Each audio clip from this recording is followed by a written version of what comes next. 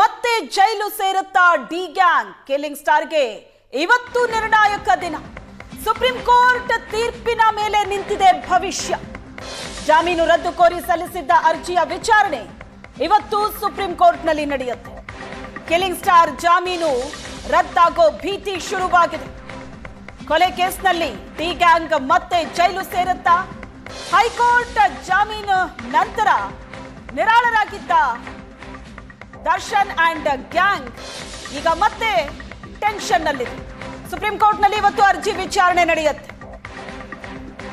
Killing star ಜಾಮೀನು ರದ್ದಾಗುವಂತಹ ಭೀತಿ ಎದುರಾಗಿದೆ. ದರ್ಶನ್ ಡೆವಿಲ್ ಸಿನಿಮಾದ ಶೂಟಿಂಗ್ ಆಗಿ ಥೈಲ್ಯಾಂಡ್ ನಲ್ಲಿದ್ದಾರೆ. ಇಲ್ಲಿ ನೋಡಿದ್ರೆ ಸುಪ್ರೀಂ ಕೋರ್ಟ್ನಲ್ಲಿ ಇವತ್ತು ಜಾಮೀನು ಅರ್ಜಿಯ ವಿಚಾರಣೆ ಇದೆ. ಫೈನಲಿ ದರ್ಶನ್ ಜಾಮೀನು ವಿಚಾರ ಏನಾಗತ್ತೆ ಅನ್ನೋದು ಇವತ್ತು ಗೊತ್ತಾಗತ್ತೆ.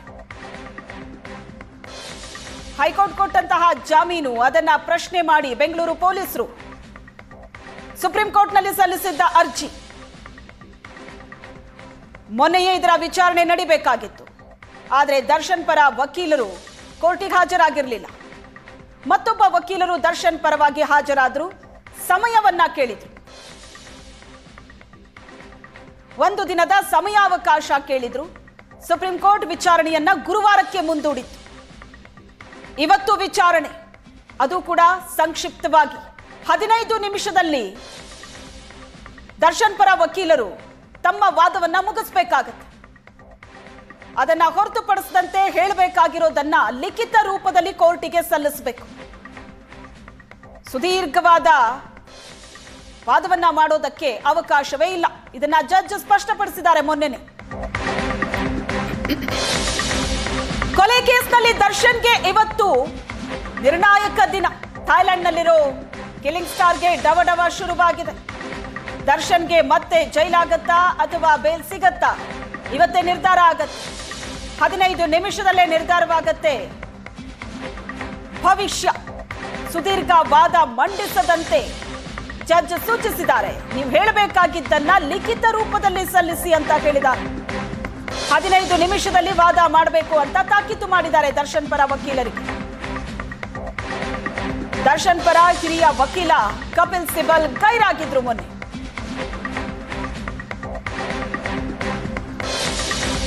ಇವತ್ತು ದರ್ಶನ್ ಪರ ವಕೀಲರಿಗೆ ವಾದ ಮಾಡೋದಕ್ಕೆ ಸಿಕ್ಕಿರೋದು ಕೇವಲ 15 ನಿಮಿಷ ಮಾತ್ರ.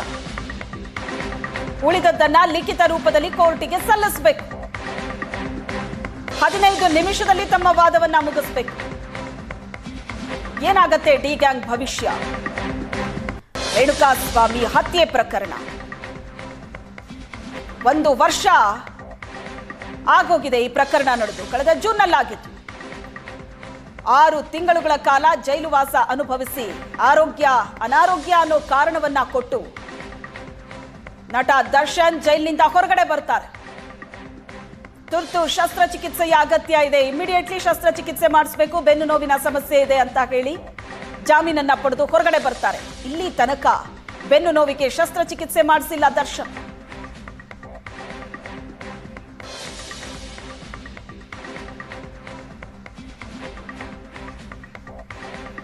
ಈ ಬಗ್ಗೆ ಹೆಚ್ಚಿನ ಡೀಟೇಲ್ಸ್ ಅನ್ನ ಕೊಡ್ತಾರೆ ನಮ್ಮ ಪ್ರತಿನಿಧಿ ಬೆಂಗಳೂರಿನಿಂದ ರಮೇಶ್ ಸಂಪರ್ಕದಲ್ಲಿದ್ದಾರೆ. ದೆಹಲಿಯಿಂದ ಮಂಜುನಾಥ್ ಸಂಪರ್ಕದಲ್ಲಿದ್ದಾರೆ. ಇವತ್ತು ಸುಪ್ರೀಂ ಕೋರ್ಟ್ನಲ್ಲಿ ಇದರ ವಿಚಾರಣೆ ನಡೆಯುತ್ತೆ. ಮೊದಲನೇದಾಗಿ ದೆಹಲಿಯಲ್ಲಿ ಏನಾಗ್ತಾ ಇದೆ ಈ ಬಗ್ಗೆ ಮಂಜುನಾಥ್ ಹೆಚ್ಚಿನ ಡೀಟೇಲ್ಸ್ ಕೊಡ್ತಾರೆ. ಮಂಜುನಾಥ್, ಎಷ್ಟೊತ್ತಿಗೆ ವಿಚಾರಣೆಗೆ ಬರಬಹುದು? ಇವತ್ತು ವಿಚಾರಣೆ ಅಂತೂ ನಡೆಯುತ್ತೆ. 15 ನಿಮಿಷಗಳ ಕಾಲಾವಕಾಶ ಫಿಕ್ಸ್ ಆಗಿದೆ ದರ್ಶನ್ ಪರ ವಕೀಲರಿಗೆ. ಎಷ್ಟು ಹೊತ್ತಿಗೆ ಈ ವಿಚಾರಣೆ ಆರಂಭ ಆಗುವ ಸಾಧ್ಯತೆ ಇದೆ? ಶ್ವೇತಾ, ಕ್ರಮ ಸಂಖ್ಯೆಯಲ್ಲಿ ನಂಬರ್ 17 ಪ್ರಕರಣದ ಕ್ರಮ ಸಂಖ್ಯೆ. ಹಾಗಾಗಿ 17ನೇ ನಂಬರ್ ಬಂದಂಥ ಸಂದರ್ಭದಲ್ಲಿ ಅದನ್ನು ಟೇಕ್ ಆಫ್ ಆಗುತ್ತೆ, ಇಲ್ಲಿ ಅಂದರೆ ಶುರುವಾಗುತ್ತೆ ವಿಚಾರಣೆ. ಅದರ ಜೊತೆಗೆ ನಾವು ಹೇಳೋದಾದರೆ ಸುಪ್ರೀಂ ಕೋರ್ಟಲ್ಲಿ ಅದು 3ನೇ ಬಾರಿ 4ನೇ ಬಾರಿ ವಾದ ಮಾಡುವಂಥ ಸಂದರ್ಭದಲ್ಲಿ 15 ನಿಮಿಷಗಳ ಕಾಲ ಸಮಯ ಸಿಗುತ್ತೆ ಅನ್ನುವಂಥದ್ದೇ ಬಹಳ ದೊಡ್ಡದು. ಜೊತೆಗೆ ಇದು ಜಾಮೀನು ಕೊಡಬಾರ್ದ ಅನ್ನುವಂತಹ ಒಂದು ತೀರ್ಮಾನ ಮಾಡುವಂತಹ ವಿಚಾರ. ಅಂದರೆ ಸುಪ್ರೀಂ ಕೋರ್ಟ್ ಮಟ್ಟಿಗೆ ಇದು ಒಂದು ಸಣ್ಣ ವಿಚಾರ. ಹಾಗಾಗಿ 15 ನಿಮಿಷ ಸಮಯ ಸಿಗುತ್ತೆ ಅನ್ನುವಂಥದ್ದೇ ಬಹಳ ದೊಡ್ಡದು. ಜೊತೆಗೆ 2 ಆಪ್ಷನ್ ಕೂಡ ಇರುವಂಥದ್ದು. ಒಂದು, ನೀವು 15 ನಿಮಿಷದವರೆಗೂ ವಾದ ಮಾಡಿ ಅಷ್ಟರ ಮೇಲೆ ಹೋಗಬೇಡಿ ಅನ್ನುವಂಥ, ಯಾಕಂದರೆ ಪ್ರಕರಣಗಳು ಸಾಕಷ್ಟು ಇದ್ದಾವೆ. ಹಾಗಾಗಿ ನಿಮಗೆ ಹಲವು ಬಾರಿ ಸಮಯವನ್ನು ಕೂಡ ಕೊಡಲಾಗಿದೆ.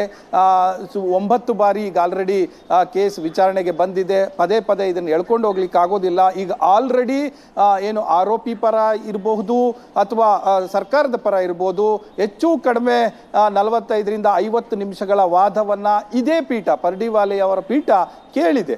ಸೊ ಈಗ ಉಳಿದಿರುವಂಥದ್ದು ವಕೀಲರು ಬದಲಾಗಿದ್ದಾರೆ. ಹಾಗಾಗಿ ಜಾಮೀನು ಕೊಡುವ ಹೊತ್ತಲ್ಲಿ ಸಣ್ಣ ಪುಟ್ಟ ಅಂದರೆ ಕೇವಲ 1 ನಿಮಿಷ 2 ನಿಮಿಷದಲ್ಲಿ ಮುಗಿಸಿ ಅಂತ ಹೇಳೋಕೆ ಬರೋದಿಲ್ಲ. ಯಾಕಂದ್ರೆ ಇದು ಒಬ್ಬ ಆರೋಪಿಗೆ ಪ್ರಮುಖ ಘಟ್ಟ ಅನ್ನುವಂಥದ್ದು ನ್ಯಾಯ ಹೇಳುವಂಥದ್ದು. ಈ ವಕೀಲರ ವಾದವೂ ಕೂಡ ಅದೇ ಆಗಿರುತ್ತೆ. ಈ ಸಂದರ್ಭದಲ್ಲಿ ಅನ್ಪ್ರಿಪೇರ್ಡ್ ಆಗಿ ಬರುವಂಥದ್ದು ಅಥವಾ ಅರ್ಧಂಬರ್ಧ ಓದ್ಕೊಂಡು ಬರುವಂಥದ್ದು ಈ ರೀತಿ ವಕೀಲರು ಕೂಡ ಮಾಡುವಂತಿಲ್ಲ. ಮತ್ತು ಹೆಚ್ಚು ಸಮಯ ತಗೊಂಡು 3-4 ಬಾರಿ ಅಂದರೆ ವಿಚಾರಣೆ ಮುಂದೂಡಿಕೆ ಆಗಿರುವಂತಹ ಪ್ರಕರಣದಲ್ಲಿ ಹೆಚ್ಚು ಸಮಯ ತೆಗೆದುಕೊಂಡು ಹೇಳಲಿಕ್ಕೂ ಕೂಡ ವಕೀಲರಿಗೆ ಅವಕಾಶನೂ ಇರೋದಿಲ್ಲ. ಯಾಕಂದ್ರೆ ಎಲ್ಲವನ್ನು ಕೂಡ ಮ್ಯಾನೇಜ್ ಮಾಡಬೇಕಾಗುತ್ತೆ ನ್ಯಾಯಪೀಠ. ಆ ಹಿನ್ನೆಲೆಯಲ್ಲಿ 15 ನಿಮಿಷಕ್ಕೆ ವಾದವನ್ನ ಅಷ್ಟರೊಳಗೆ ಮುಗಿಸಿ ಅಂತ ಹೇಳಿದೆ. ಅದು 17 ಆಯ್ತು ಹಂಗಾದ್ರೆ ಏನು ಅನ್ನುವಂಥ ಏನು ಪ್ರಶ್ನೆ ಇರೋದಿಲ್ಲ. 15 ನಿಮಿಷ ಅಂದ್ರೆ ಸಾಮಾನ್ಯಿಕ ಆ ಅವಧಿಯಲ್ಲಿ. ಯಾಕೆಂದ್ರೆ ಆ ಕಡೆ ಇನ್ನೊಂದು ಸರ್ಕಾರದ ಪರ ವಕೀಲರ ವಾದವನ್ನ ನಾನು ಆಲ್ರೆಡಿ ಕಂಪ್ಲೀಟ್ ಕೇಳಿದ್ದೇನೆ. ಅವ್ರು ಏನೇನು ಡಾಕ್ಯುಮೆಂಟ್ಸ್ ಕೊಡಬೇಕೋ ಕೊಟ್ಟಿದ್ದಾರೆ. ಅವ್ರು ಕೊಟ್ಟಂತ ಡಾಕ್ಯುಮೆಂಟ್ಸ್ಗೆ ನಾನು ಕನ್ವಿನ್ಸ್ ಆಗಿದ್ದೇನೆ ಅನ್ನುವಂಥದ್ದು ನ್ಯಾಯಪೀಠ ಕಳೆದ ಬಾರಿಯೇ ಹೇಳಿತ್ತು. ಈಗ ಉಳಿದಿರುವಂಥ ವಾದ ಆರೋಪಿಯ ಪರ, ಯಾಕಂದ್ರೆ ವಕೀಲರು ಬದಲಾದ್ರು ಅನ್ನುವಂಥ ಕಾರಣಕ್ಕೋಸ್ಕರ.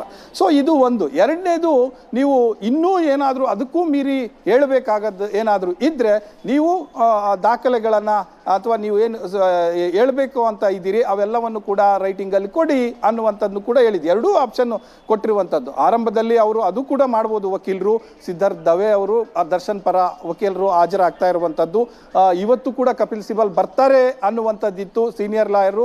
ಸೊ ಇವತ್ತು ಕೂಡ ಅವರೇನೋ ಬರ್ಲಿಕ್ಕೆ ಆಗೋದಿಲ್ಲ, ಬೇರೆ ಪ್ರಕರಣದಲ್ಲಿ ನಾನು ಬ್ಯುಸಿ ಇದ್ದೇನೆ ಅನ್ನುವಂಥ ಮಾಹಿತಿ ಮುಟ್ಟಿಸಿದ್ದಾರೆ. ಹಾಗಾಗಿ ಸಿದ್ಧಾರ್ಥ ದವೆನೇ ಈ ತನಕ ಅಂದರೆ ಅವರೇ ವಾದ ಮಾಡ್ತಾರೆ ಅನ್ನುವಂಥ ಮಾಹಿತಿ ಈ ತನಕ ಇರುವಂಥದ್ದು.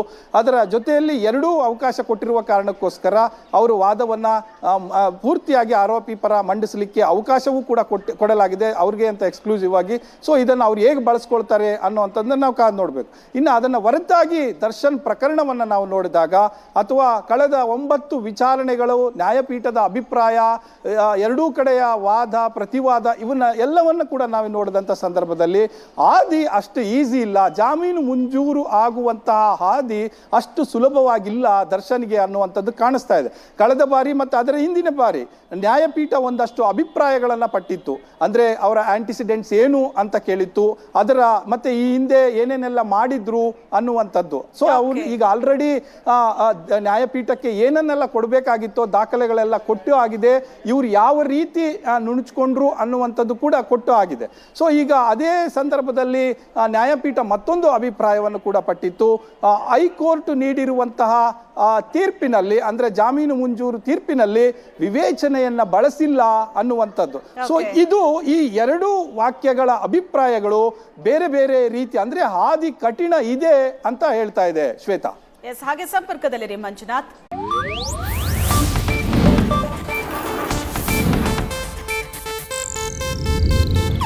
ಇದು ಏಷ್ಯಾನೆಟ್ ನ್ಯೂಸ್ ನೆಟ್ವರ್ಕ್ ಪ್ರಸ್ತುತಿ.